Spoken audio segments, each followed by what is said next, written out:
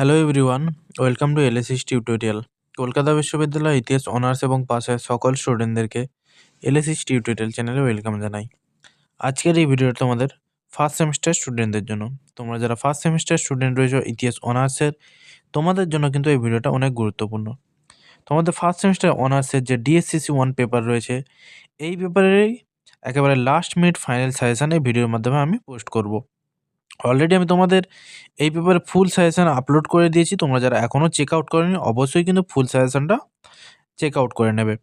তোমাদের আর এক্সাম খুব বেশি দেরি নেই, তাই সেই দিকে লক্ষ্য রেখেই কিন্তু আমি এই ভিডিওটি তোমাদের মধ্যে শেয়ার করে দিচ্ছি।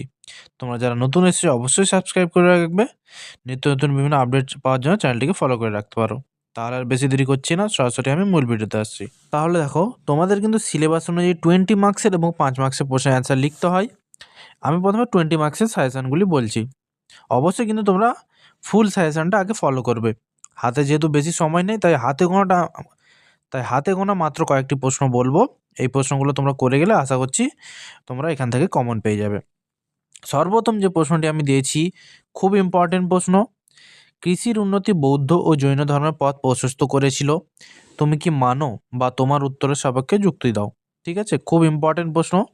এটা কিন্তু তোমরা ফার্স্ট চয়েসেই করে যাবে। তারপরে দেখো, 2 নম্বরের যে প্রশ্নটি দিয়েছি, আর্য সমস্যা সম্পর্কে বিশ্লেষণ করো। খুব ইম্পর্টেন্ট প্রশ্ন, তোমরা কিন্তু এই প্রশ্নটাও ভালো করে করবে।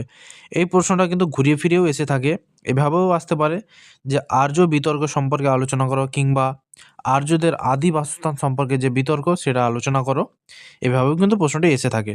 তাই তোমরা যদি এরকমভাবেও প্রশ্ন আসে, তোমরা কিন্তু অ্যান্সারটি একই হবে। ঠিক আছে।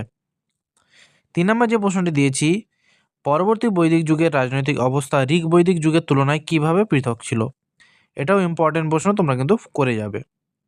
আর এই সকল প্রশ্নের অ্যান্সার যদি তোমরা এখনও নোট ডাউন করোনি, অবশ্যই কিন্তু প্লেলিস্ট চেক করে ভিডিওগুলি দেখে কালেক্ট করে নিতে পারো। ঠিক আছে। আর তোমরা যদি কেউ এই পেপারে নোটস পারচেস করতে চাও, তাহলে স্ক্রিনে দেওয়া নম্বরে আমার সাথে সরাসরি যোগাযোগ করতে পারো। 4 নম্বর যে প্রশ্নটি দিয়েছি, প্রাচীন ভারতীয় ইতিহাস পুনর্গঠনে প্রত্নতাত্ত্বিক উপাদানের গুরুত্ব আলোচনা করো। এবং 5 নম্বর যে প্রশ্নটি দিয়েছি, মগধ সাম্রাজ্যের উত্থানের পশ্চাতে ভৌগোলিক ও অর্থনৈতিক কারণগুলি আলোচনা করো। এটাও কিন্তু খুব ইম্পর্টেন্ট প্রশ্ন।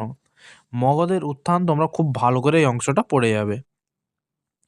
6 নম্বর যে প্রশ্নটি দিয়েছি, প্রাগৈতিহাসিক ভারতে শিকারী ও খাদ্য সংগ্রহকারী আদিম মানবের খাদ্য উৎপাদক হয়ে ওঠার বিবর্তনের কথা উল্লেখ করো। খুব ইম্পর্টেন্ট প্রশ্ন, এটাও তোমরা ভালো করে পড়বে। এবং লাস্ট প্রশ্নটি যেটা দিয়েছি, ষোড়শ মহাজনপদ সম্পর্কে আলোচনা করো। এটাও কিন্তু ইম্পর্টেন্ট প্রশ্ন। এটা অনেক সময় 5 মার্কসেরও এসে থাকে, আবার 20 মার্কসেরও এসে থাকে। তোমরা 20 মার্কসেরই করে যাবে। যদি 5 মার্কসের আসে তাহলে লিখতে পারবে। এই মাত্র আমি 7টি প্রশ্ন দিলাম 20 মার্কসের জন্য। তোমরা কিন্তু এই 7টি প্রশ্ন খুব ভালো করে পড়বে। এবার আমি তোমাদের 5 মার্কসের সাজেশনগুলি বলছি। দেখো, 5 মার্কসের সাজেশন কিন্তু অনেক রয়েছে।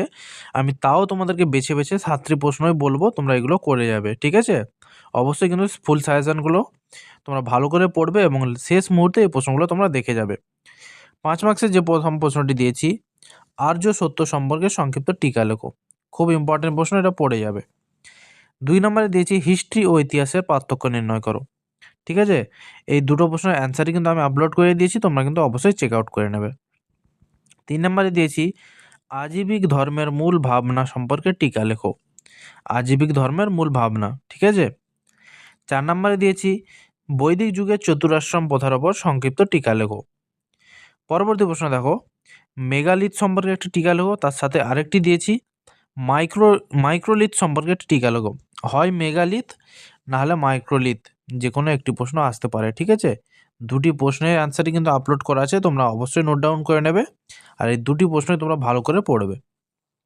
6 নম্বরে দিয়েছি প্রাচীন ভারতীয় ইতিহাসের উপাদান হিসেবে মুদ্রার গুরুত্ব আলোচনা করো। এটাও ইম্পর্টেন্ট প্রশ্ন। এবং 7 নম্বরে দিয়েছি সভা ও সমিতির বৈশিষ্ট্যগুলি কী ছিল।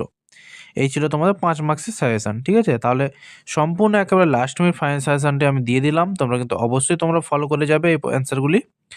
পরবর্তী কোন ভিডিও চাও তোমরা বেশি বেশি কমেন্টস করে জানাও। দেখা হচ্ছে তোমাদের সাথে পরবর্তী কোনো ভিডিওতে।